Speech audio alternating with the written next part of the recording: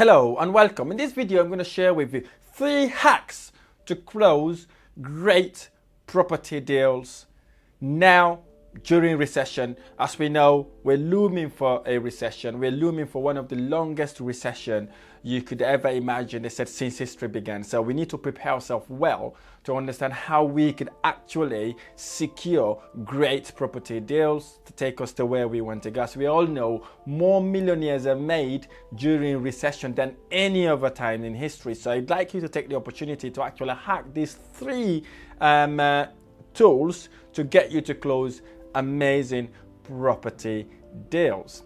Knowing these 3 hacks would really enable you to close amazing property deals. Before we get going, if you like this video or any of my videos, don't forget to hit the like button below, subscribe to my channel for more amazing tutorials, and obviously liking the channels, subscribing to it, and then share it with friends and family. That would also help the algorithm to push my videos out there to more people. So let's get going. So when you are looking at a property deal, you have to start thinking outside of the box. You have to understand why that deal is presented to you or why that deal is on the market.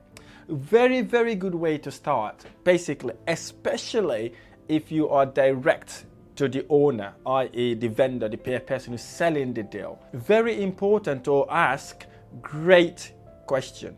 Now, what do I mean by great questions? Obviously, you have to know that before you can close a deal. When I'm talking about great question, I'm talking about to understand why the vendor is selling. Why did the vendor approach that specific agent to sell that property? What's the background behind the property? So the sort of questions you want to ask if you're direct to vendor, which is very important, is to start asking less invasive questions. Now, what do I mean by less invasive question? I'm talking about questions not going into their personal finances, not going into their personal problems. Something like asking how long they've had the property, what's the history behind the property, whether it was inherited, whether they bought it. Less invasive questions to get the actual owner comfortable answering the questions, okay? You can ask them how many children they have in the property. So if you see anything in the property, like maybe pictures or say sports enthusiasts, maybe they like sports and all that stuff. Whatever it is, ask them such questions, and then you then start asking invasive questions to help you get going. And key to note here, don't say at upfront, I'm going to ask you this question, I don't mind you not answering it. No, you have to actually build a rapport before you get to that. How long they've owned the property, when they bought the property.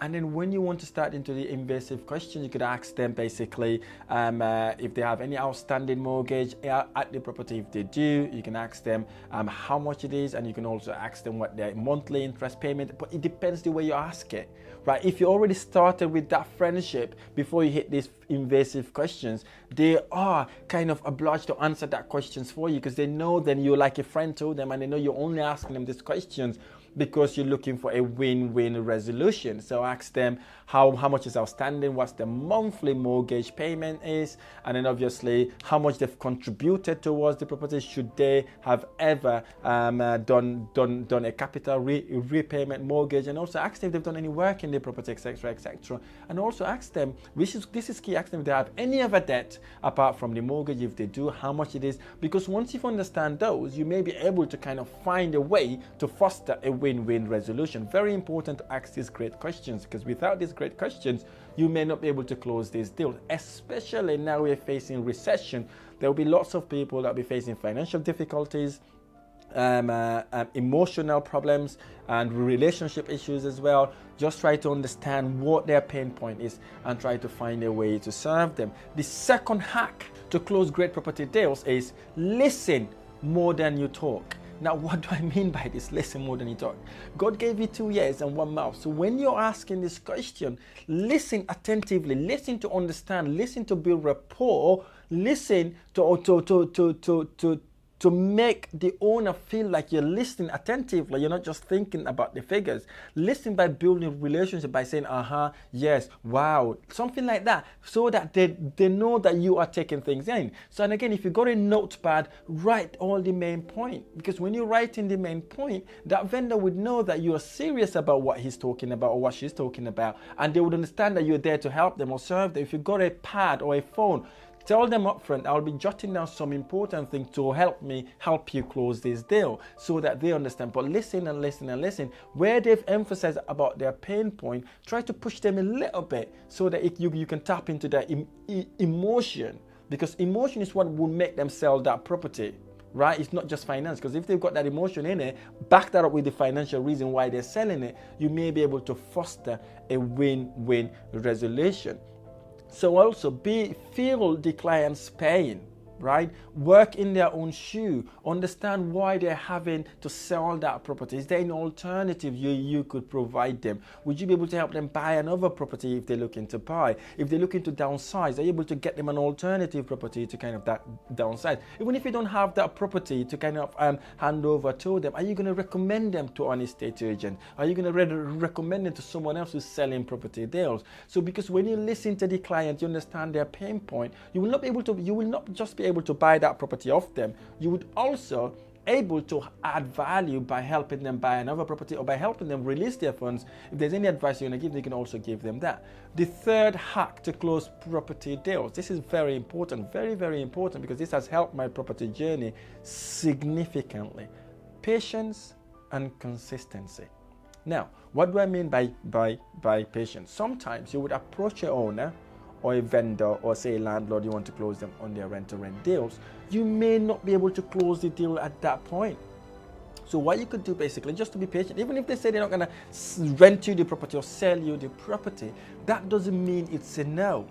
So what you could do is to still, if the property is still in the market, get in touch with them a couple of weeks after, or maybe a few weeks after, just to ask how they're getting on, introduce yourself, just be there as if you're trying to help them, and make that consistent. If you have to log in your diary or your calendar, however way you want to do it, make sure you kind of lock that in so that you can call them when that point hits, because it's very important for you to be patient and consistent. I'll give you an example of a landlord we just closed recently. So we approached the landlord, I think it was early January this year. We told him about what we could offer him, and he's not sure whether he's going to sell the property or rent it. So we explained to him both pros and cons, and we offer him both options. And then he turned around and said actually he doesn't want to do anything right now, we should stop ringing him, and he's got family stuff. We gave him time, we gave him a couple of weeks, few weeks. I got my office ringing him, finding out how things are going on with him and if there's any way we could help.